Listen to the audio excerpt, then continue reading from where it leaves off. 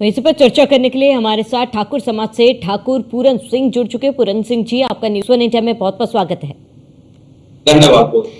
पूरन सिंह जी, 2019 में जो तस्वीरें हमने देखी और 2024 के चुनाव नतीजों में जो हमने अंतर देखा है, काफी बड़ा अंतर रहा है, क्योंकि हमने देखा है कि ठाकुर समाज कहीं ना कहीं कई वजहों से, एक नहीं कहेंगे बल्कि कई वजहों से बीजेपी से नाराज चल रहा था। तो पूरन सिंह जी, आपको लगता है कि कहीं ना कहीं ठाकुर समाज को नाराज करना बीजेपी पर भारी पड़ा है?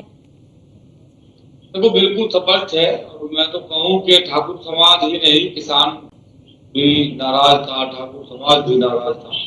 और ये नाराजगी कोई ऐसा नहीं कि ये नाराजगी एकदम सामने आई। ये भारतीय जनता पार्टी के बड़े नेताओं तक ये बात गई कि भाई आप लोग, आपके सांसद, आपके जो चुने प्रतिनिधि है, वो बार बार कहीं ना कहीं जनता में अपनी पैठ नहीं बना पा रहे, जातिवाद के नाम पे भड़काने का काम कर रहे, जातिवाद के नाम पे इकट्ठा होकर दूसरी जातियों को गाली देने का काम कर रहे। तो इस पर आप अंकुश लगाओ। लेकिन भारतीय जनता पार्टी अंकुश लगाने के बजाय उन लोगों को प्रोत्साहन देती है। और फिर ये पूरे देश में 7 अप्रैल की पंचायत रखी क्षत्रिय स्वाभिमान महाकुंभ लड़ौता में, और उसके बाद फिर पूरे देश में पंचायतों का दौर शुरू हुआ।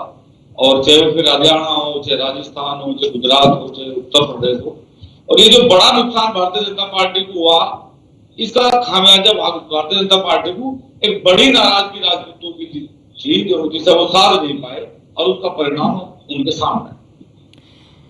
पूरन सिंह जी, क्योंकि देखिए बीजेपी की तरफ से तो कोशिशें काफी ज्यादा की गई थी, मनाने की कोशिश की गई थी, खुद सीएम योगी आदित्यनाथ पहुंचे थे मैदान में, ठाकुरों को समझाने की कोशिश की गई थी। लेकिन क्या कमी रही है बीजेपी की तरफ से कि ठाकुर समाज इतने नाराज हो गए? देखो, किसी को मनाने की कोशिश नहीं करी गई, एक व्यक्ति को मनाने की कोशिश नहीं की। चुनावी रैलियां थी, चुनावी रैलियों में आज योगी आदित्यनाथ जी आए, चुनावी रैली में राजनाथ सिंह आए।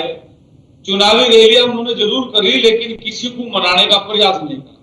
और जो बड़ी मांग थी, बड़ा एक था कि भाई महापुरुषों की मूर्तियों के सामने जो जाति सूचक शब्द लिखे गए, सरकार एक कानून बनाना चाहिए सरकार को कि भाई वो आज से बाद में किसी भी, कोई भी जाति का व्यक्ति महापुरुषों के सामने जाति सूचक शब्द ना लिखे। ये कहा कि भाई आपसे कैराना से प्रदीप चौधरी का टिकट काट के आप सैनी समाज को, कश्यप समाज को, जाट समाज को, जिसे चाहो दे दो, हमें कोई ऐतराज नहीं है। पुरुषोत्तम रूपाला का आप टिकट काट दो, हमें ऐतराज। हमारी लड़ाई नहीं थी, लेकिन भारतीय जनता पार्टी ने मतलब एक किस्म से जो उनके सांसद हमारे साथ व्यवहार कर रहे थे, उसमें उल्टा घी गिरने का काम करा। और वो ही एक आग लगी, और आग का ये परिणाम है जो 4 तारीख में इस देश को देखने को मिला। और पूरे देश में नाराजगी रही, कहीं कम कहीं ज्यादा, लेकिन राजस्थान, हरियाणा और उत्तर प्रदेश की नाराजगी अब ये बताने की जरूरत नहीं है, एक बड़ी नाराजगी थी। और ये बड़ी नाराजगी जब तक रहेगी, जब तक भारतीय जनता पार्टी पर काम नहीं। बिल्कुल पूरन सिंह जी, क्योंकि देखिए बीजेपी तो दावा करी सभी को साथ लेके चलने की, सबका साथ सबका विकास की बात लगातार बीजेपी कहती आ रही है। लेकिन पश्चिमांचल की बात की जाए तो अगर 2019 की बात करें, करीब 27 में से 19 सीटें थी, अब वो सीटें 12 में सिमट कर रह गई। चुनाव से पहले अगर हम उत्तर प्रदेश की बात की जाए, प्रतापगढ़, जौनपुर समेत कई ऐसे क्षेत्र थे जहां पर आप नाराजगी देखी गई थी, महापंचायत भी बिठाया गया था, और आप लोगों को ठाकुर समाज की तरफ से ये एक मैसेज देने की कोशिश की गई थी कि अगर आप नाराजगी ऐसी ही रही तो बीजेपी को वोट नहीं दिया जाएगा। तो ये कहना गलत होगा कि ठाकुर समाज जो है इस बार इकट्ठे होकर उन्होंने मतदान किया था, उनका मुद्दा जो था वो एक ही था? देखो, शुरू से मैं आपको अवगत कराऊं कि यदि 7 तारीख की आप पंचायत देखोगे तो 7 तारीख से पहले 15 तारीख में माता शाकुंभरी देवी से जब ये यात्रा शुरू हुई थी, क्षत्रिय स्वाभिमान यात्रा, तो तब भी लगभग जो लोकल के लीडर थे, सांसद थे, लेकिन मंत्री थे, सब तक की बात गई कि भाई समाज नाराज है, और यदि समाज को आप लोग ना मना पाए, आप लोगों ने ये सारा सिस्टम कवर ना कर पाए, तो इसका नुकसान होगा।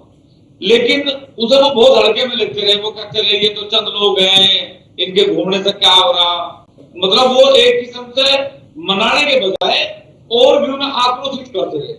और वो ये कहते रहे ये तो कुछ लोग हैं, ये देश विरोधी लोग हैं, ये राजपूतों से इनका कोई मतलब वास्ता नहीं है।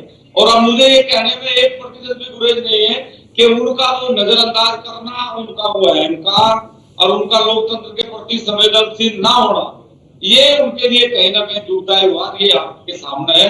अब इसमें कुछ कहने की जरूरत नहीं है, क्योंकि उत्तर प्रदेश ने एक बड़ा अखिलेश यादव के साथ जाके ये साबित करा उत्तर प्रदेश ने कि लोकतंत्र में जब तक आप अपने उन लोगों की बात नहीं सुनोगे जो लोग आपके साथ खड़े रहे आपकी हर परिस्थिति में, तो फिर आपको आने वाली सरकारों को भी या वर्तमान की सरकारों को भी समझ लेना चाहिए कि बहुत बड़े नुकसान की भरपाई करना बहुत मुश्किल होगा।